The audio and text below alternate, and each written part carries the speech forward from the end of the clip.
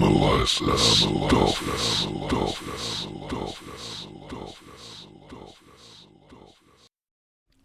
Hello, and welcome to Gilli Pong Analysis. I am now going to take a look at Einstein. Because after the last Newton presentation I made, there ended this kind of thing where, because Newton was saying it's a force, gravity is a force, but Einstein says it's not a force, and I want to kind of grasp that. So I found this wonderful lady on YouTube. She is a physicist from Germany, and she has a very short one for us to kind of get it. And she's smart as Einstein, I believe. But let's see. Hi everybody. I was Hi. sick last week and I lost like 10 pounds in Sup. 3 days, which brings up the question, Hossenfelder. what is weight? Weight is actually the force that acts on your body due to the pull of gravity. Now, the gravitational force depends on the mass of the object that is generating the force, in this case planet Earth. So you can lose weight by simply moving to the moon. Technically, therefore, I should have said I lost mass, not weight. Why do we normally not make this distinction? That's because in practice it doesn't matter. Mass is just a number, a scalar, as physicists say, but weight, since it is a force, has a direction. So if you want it to be very Yeah. So she loses weight. She's talking about weight should be mass. Okay. very accurate, then whenever you'd refer to weight, you'd have to say which direction you're talking about. The weight in east direction, the weight in north direction. Why doesn't anyone ever mention this?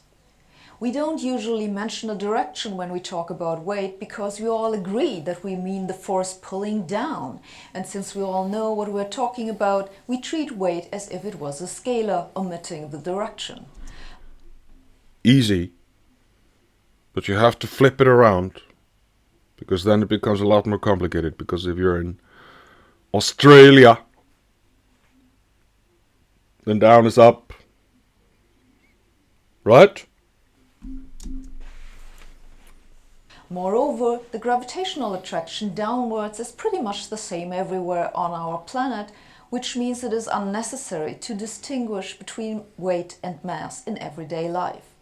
Technically, it's correct. Mass and weight are not the same thing. Practically, the difference doesn't matter. But wait, didn't Einstein say that gravity is not a force to begin with? Exactly. Yeah, there's that. Einstein's theory of general relativity tells us that the effect we call gravity is different from normal forces. In general relativity, space and time are not flat like a sheet of paper, but curved, like the often named rubber sheet. This curvature is caused by all types of mass and energy, and the motion of mass and energy. This is what bothers me really much about these graphs. It's like they're always flat. But then they're flat from all different angles. Even if it's going up. That's the thing. This is such a mind bender for somebody to grasp. And I'm wondering whether if that is just intentional. Is in return affected by the curvature. This gives you a self-consistent closed set of equations known as Einstein's field equations. In Einstein's theory, then, there is no force acting on masses. The masses are just navigating the curved spacetime. We cannot see the curvature directly, we can only see its effects, and those effects are what we call gravity. Now, Einstein's theory of general relativity rests on the equivalence principle. The equivalence principle says that locally the effects of gravity are the same as the effects of acceleration in flat space. Locally here roughly means nearby, and acceleration in flat space is described by Einstein's theory of special relativity. So with the equivalence principle you can generalize special relativity to general relativity. Special relativity is the special case in which space-time is flat and there is no gravity. The equivalence principle was well illustrated by Einstein himself. He said, let us consider you are in an elevator that is being pulled up at constant acceleration. There's one force acting on you, which is the floor pushing up. Now, Einstein says, gravity has the very same effect without something pulling up the elevator. And again, there's only one force acting on you, which is the floor pushing up. If there was nothing pulling the elevator, so if there was no acceleration, you would feel no force at all. In general relativity, this corresponds to freely falling in a gravitational field. That's the key point of Einstein's insight. If you freely fall, there is no force acting on you. And in that, Einstein and Newton differ. Newton would say if you jump off a roof, the force of gravity is pulling you down. Einstein says, nope, if you jump off a roof, you take away the force that was pushing you up. Again, however, the distinction between the two cases is rather technical and one we do not have to bother with in daily life. That is because in daily life we do not need to use the full-blown apparatus of general relativity. Newton's theory works just fine for all practical purposes, unless possibly you plan to visit a black hole. Thanks for watching. See you next week. No, not Neil. Okay. Sabine Hossenfelder, check her out on YouTube. She's wonderful. I love her. Really good at explaining stuff. So, according to Einstein, the building is lifting you up and holding you up and pushing you up. According to Newton, gravity is pushing you down.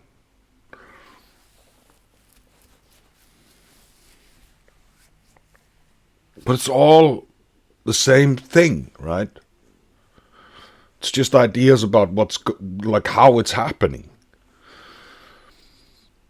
And the thing with Einstein, one of the things that I started realizing when I started reading about these, as you could maybe notice yesterday, I'm not like this wonderful historian guy, you know. I couldn't kind of give you anything, but I could tell you a story based on the information that I had been given. And I was a little bit better at kind of describing the alchemy. Not that I'm an alchemist. Don't hang me on a gilded scaffold covered in tinsel, please. But I was a little bit trying to investigate this Kundalini back in the day. And I was like, just before my father died, when I was 21, I was reading Tantra. Not the sexy stuff. That's a different thing. It's black Tantra and then there's white Tantra. And white Tantra, Kriya Yoga, Kundalini Yoga, this is all based on the same thing. And that's always these serpents. Kundalini is the spinal cord, the lowest part of the spinal cord. If you put fire on that, it will lift up the Kundalini snakes and they will meet at the top. And that was kind of alchemical.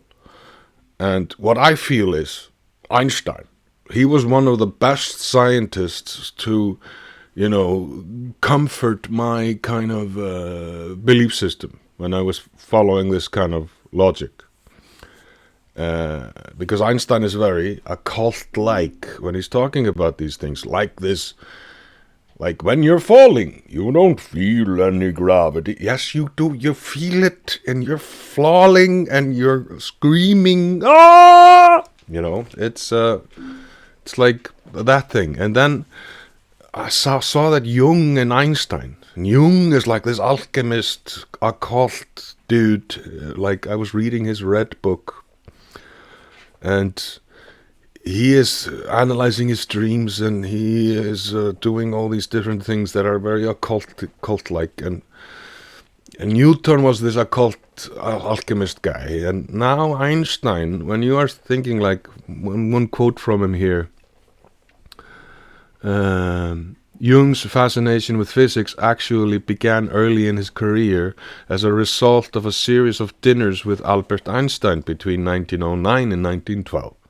He later wrote that it was Einstein who was the first who started me thinking about a relativity of time as well as space and their psychic conditionality.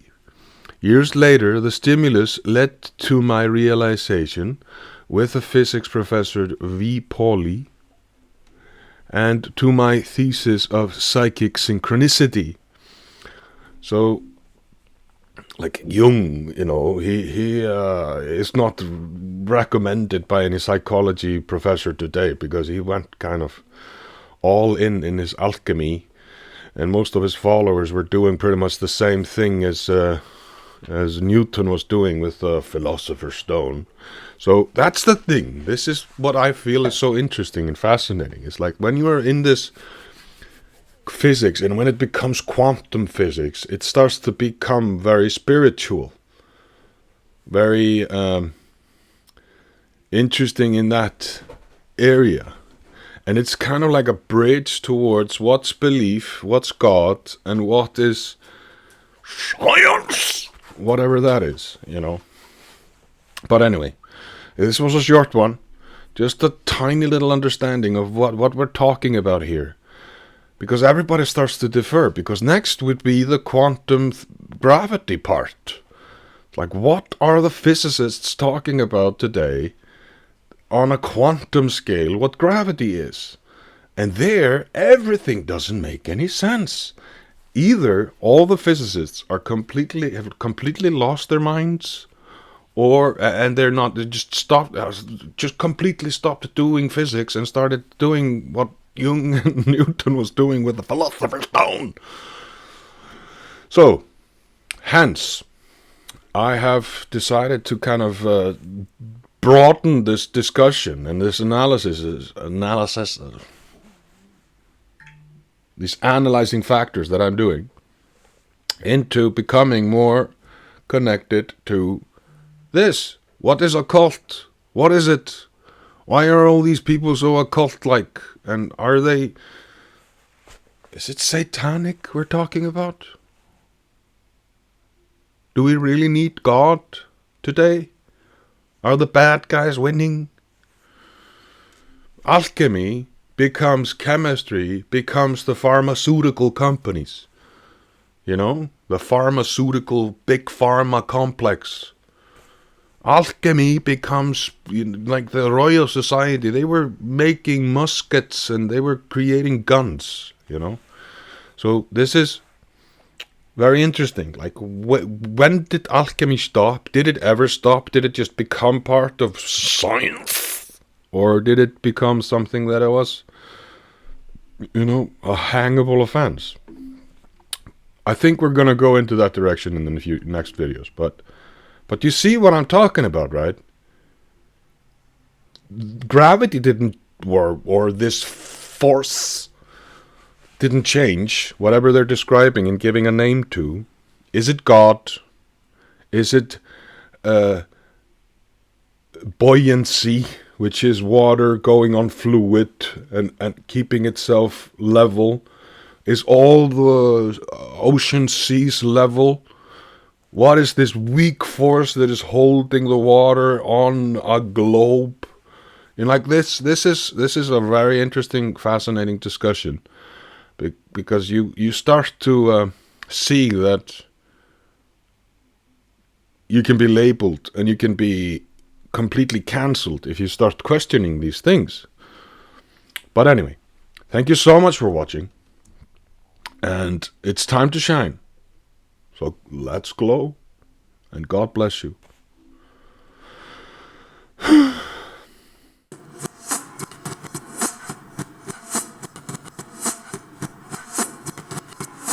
Gilli Pong Analyses Gravity.